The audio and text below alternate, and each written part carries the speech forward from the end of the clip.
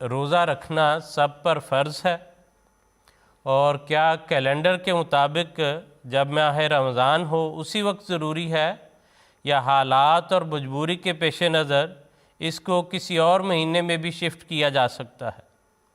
کیونکہ پوچھنے والے یا بات کرنے والے یہ کہتے ہیں کہ دین تو آسانی چاہتا ہے، تنگی نہیں چاہتا۔ تو جیسے حالات ہیں اس وقت بیماری کے یا وبا کے، تو کیوں اس کو ہم کسی اور جگہ پر نہیں لے جاتے، کسی اور وقت میں، کسی اور مہینے میں روزے رکھ لیے جائیں؟ جی خان صاحب پلیز۔ جی بسم اللہ الرحمن الرحیم۔ جو سوال آپ نے دریافت فرمایا ہے، اگر ہم غور کریں تو اس سوال کے سارے پہلو اللہ تعالیٰ کے فضل سے قرآن کریم سے ہی ہمیں معلوم ہو جاتے ہیں۔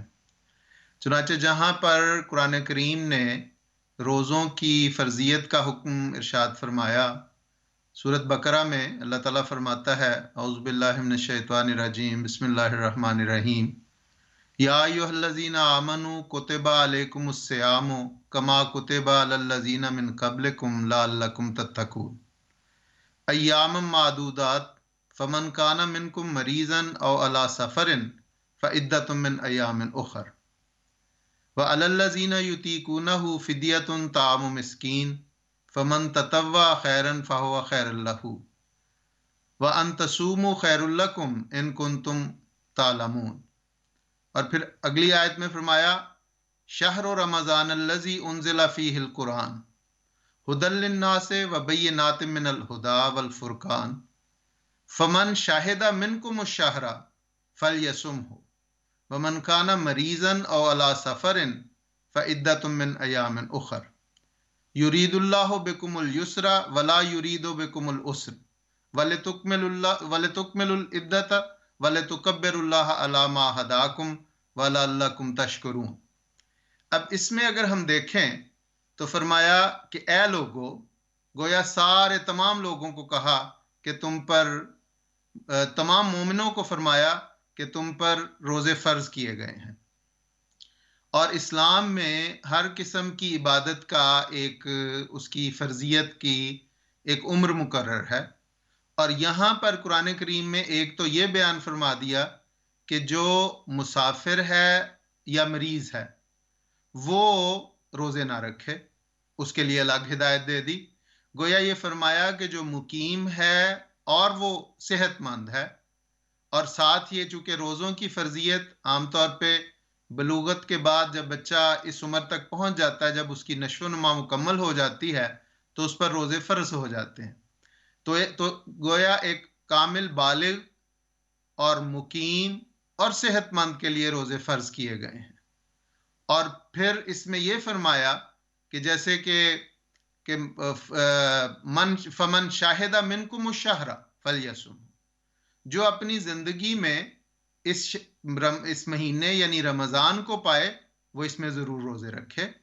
ہاں اگر کوئی مجبوری ہو جائے، کوئی سفر آ جائے، کوئی بیمار ہو جائے، تو اس کے لیے خود اللہ تعالیٰ نے اس میں آسانی پیدا کر دی ہے، اور فرمایا کہ وہ بعد کے دنوں میں اپنے روزے پورے کر لے۔ گویا نہ یہ سختی کی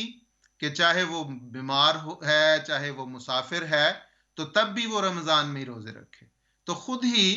جو شارع ہے اللہ تعالیٰ، حضور صلی اللہ علیہ وسلم نے بھی اس کی وضاحت فرمائی، اور بعد میں روزے رکھنے کا حضور صلی اللہ علیہ وسلم نے، قرآن کریم نے یہ ارشاد فرما دیا۔ تو یہاں پہ یہ کہنا، اور جہاں تک اس بات کا تعلق ہے کہ دین تو آسانی کا نام ہے، تو اس کا قطعاً یہ مطلب نہیں ہے۔ حضور صلی اللہ علیہ وسلم نے فرمایا کہ یسروا ولا تعسروا، فرمایا دین و یسرن، بالکل ٹھیک ہے، دین آسانی کا نام ہے، دین میں آسانیاں پیدا کرنی چاہیے، تنگیاں پیدا نہیں کرنی چاہیے۔ اسی لیے تو ان تمام احکامات میں یہ بیان فرما دیا کہ تمہارے لیے آسانی یہ اللہ تعالیٰ فرما رہا ہے کہ جو مریض ہو جائے یا مسافر ہو جائے وہ بعد میں اپنے روزے پورے کر لے، کوئی تنگی نہیں ہے۔ اور یہ جس طرح آپ نے فرمایا کہ کرونا کی وجہ سے اگر کوئی، جس طرح حضرت صاحب نے گزشتہ اپنے خطبے میں بڑی تفصیل کے ساتھ اور بڑی وضاحت کے ساتھ اس مضمون کو بھی بیان فرمایا کہ